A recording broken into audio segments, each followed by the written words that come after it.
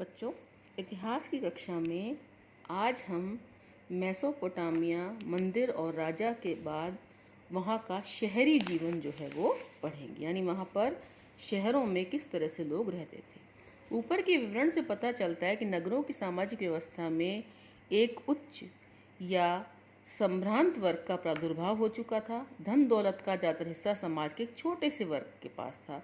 यानी स्थिति ये थी कि जितने भी संपत्ति थी, धन दौलत थी, वो एक छोटे से वर्ग के पास केंद्रित थी। आज भी आपने देखा होगा कि कुछ समाज का जो ज़्यादातर पैसा है वो कुछ लोगों के हाथों में है और अधिकतर लोग ऐसे हैं जिनके पास बहुत कम मात्रा में पैसा है। तो यही स्थिति पुराने ज़माने में थी कि मेसोपोटामिया में कुछ लोगों के पास धन दौलत थी। धन दौलत का ज़्यादातर हिस्सा एक छोटे से वर्ग में केंद्रित था।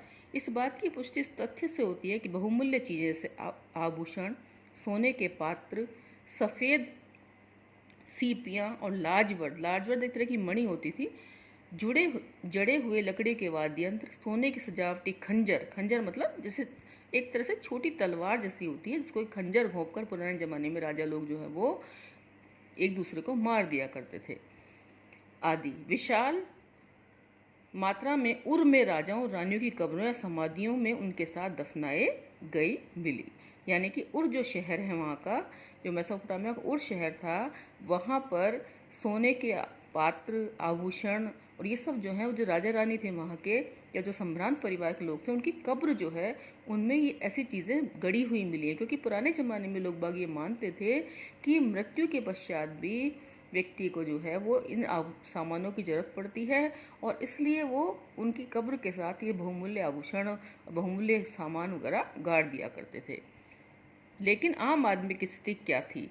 कानूनी दस्तावेजों, विवाह, उत्तराधिकार आदि के मामले से संबंधित से पता चलता है कि मेसोपोटामिया के समाज में एकल परिवार को ही आदर्श माना जाता था। एकल परिवार और संयुक्त परिवार आप बचपन से पढ़ते आए हैं कि एकल परिवार तो वो होते हैं इसमें माता पिता और उनकी संतानें होती हैं। संयुक्त परिवार वो होते हैं माता पिता उनके भाई बहन वगैरह एक साथ जिसमें रहते हों, कई सारे परिवार मिलकर एक साथ रहते हों, उन्हें संयुक्त परिवार कहते हैं। जैसे दादा दादी साथ रहते हों, चाचा चाची साथ रहते हों, ताऊ ताई साथ रहते हों, तो उसे संयुक्त परिवार कहा जाता है।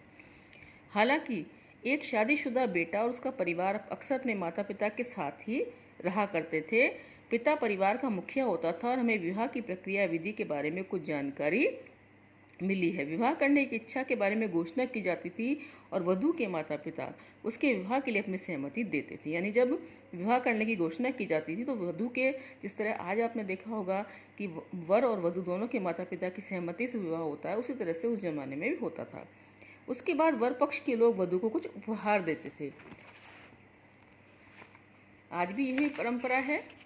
उसी परंपरा का लोग जो है वो अनुसरण कर रहे हैं जैसे पहले प्राचीन समय में परंपराएं चलती थी। आज भी वधू पक्ष के लोग वर पक्ष के लोगों को जो उपहार देते हैं और वर पक्ष के लोग वधू पक्ष के लोगों को। तब दोनों पक्षों की ओर से उपहारों का आदान प्रदान किया जाता था। वे एक साथ बैठकर भोजन करते थे। दोनों पक्ष एक दूसरे को उपहार देते थे और फिर भोजन करते थे एक साथ बैठकर। फिर मंदिर में जाकर भेंट चढ़ाकर जब नव वधू को उसकी सांस लेनी थी तब वधू को उसके पिता के द्वारा उसकी दाय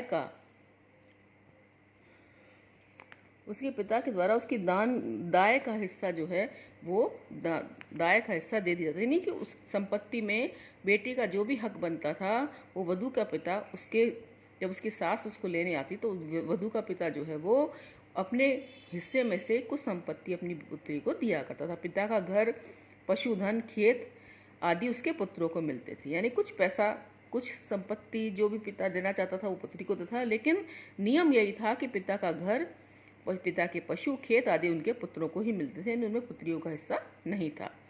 आइए अब उर नगर का अवलोकन करें। उर जो कि उस समय का एक बहुत ही सुंदर शहर था। यह उन नगरों में था जहाँ सबसे पहले खुदाई की गई थी। उर मेसोपोटामिया एक ऐसा नगर था जिसके साधारण घरों की खुदाई 1930 के दशक में सुव्यवस्थित ढंग से की गई।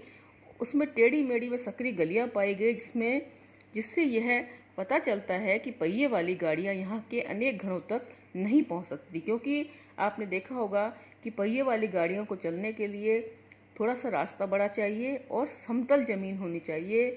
सकरी और टेढ़ी मेढ़ी गलियों में पहियों वाली गाड़ियाँ नहीं चला करती हैं। अनाज, चारे और ईंधन के भट्टे, गट्ठे संभवतः गधों पर लादकर घर तक लाए जाते हैं। अनाज लाना हो या ईंधन के गट्ठे यानी कि लकड़ियाँ जो है वो गधों पर लादकर घरों तक लाई जाती थी। पतली व घुमावदार गली तथा घरों के भूखंडों का एक जैसा आकार न होने से निष्कर्ष निकलता है कि नगर नियोजन की पद्धति का अभाव था। यानी कि वहाँ पर जैसे सिंधु घाटी सभ्यता में नगर नियोजन पाया गया है, मेसोपोटामिया में इस तरह के नगर नियोजन का अभाव था। वहाँ गलियों के किनारे जल निकासी के लिए उस तरह की व्यवस्था नहीं थी जैसे कि उनके समकालीन नगर मोहनजोदड़ो में पाई गई। यानी सिंधु घाटी सभ्यता का जो मोहनजोदड़ो नगर है वहाँ पर जैसा नगर नियोजन पाया गया है कि सड़कें एक दूसरे को समकोण पर काटती थी, इस तरह से यहाँ पर इस तरह का नगर नियोजन नहीं था।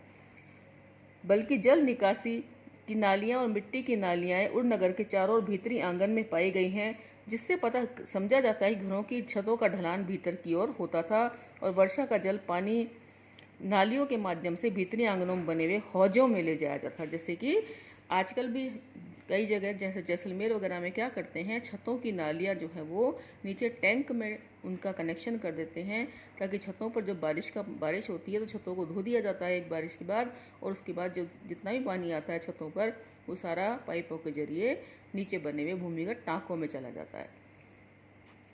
शायद यह इसी बात से लिया गया कि एक साथ तेज वर्षा आने पर घर के बाहर की कच्ची नालियाँ बुरी तरह से न भर जाएं। फिर भी ऐसा प्रतीत होता है कि लोग अपने घर का सारा कूड़ा कचरा झाड़ कर गलियों में डाल देते थे, जहां आने जाने वाले लोगों के पैरों के नीचे आता रहता। इस प्रकार बाहर कूड़ा कचरा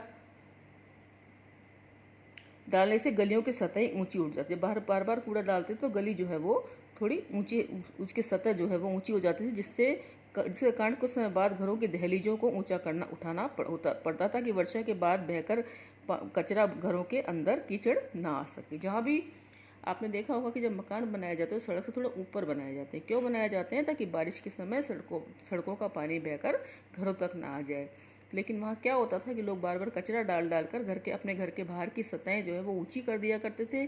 परिणाम क्या होता था कि उनको बार बार अपने घरों की दहलीज जो है वो ऊंची करानी पड़ती थी। कमरों में रोशनी के लिए खिड़कियों से नहीं, कमरों के अंदर रोशनी खिड़कियों से नहीं बल्कि उन दरवाजों से होकर आती जो आंगन में खुला करते थे।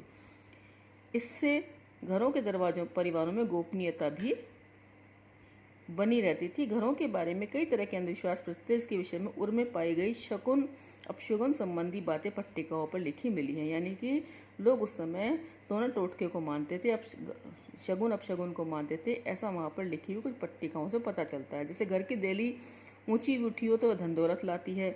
सामने का दरवाजा अगर किसी दूसरे घर की ओर ना खुले तो वह सौभाग्य प्रदान करता है। लेकिन अगर घर की लकड़ी का मुख्य दरवाजा भीतर की ओर खुलकर बाहर की ओर खुले तो पत्नी अपने पति के लिए यंत्रणा का कारण बनेगी। यानी लकड़ी का दरवाजा जो है वो भीतर की ओर ना खुलकर बाहर की ओर खुले। यदि उर में नगरवासियों के लिए एक कब्रिस्तान था जिसमें शासकों और जनसाधारण की समाधियां पाई गई, लेकिन कुछ लोग साधारण घरों के फर्श के नीचे भी दफनाए जाते थे।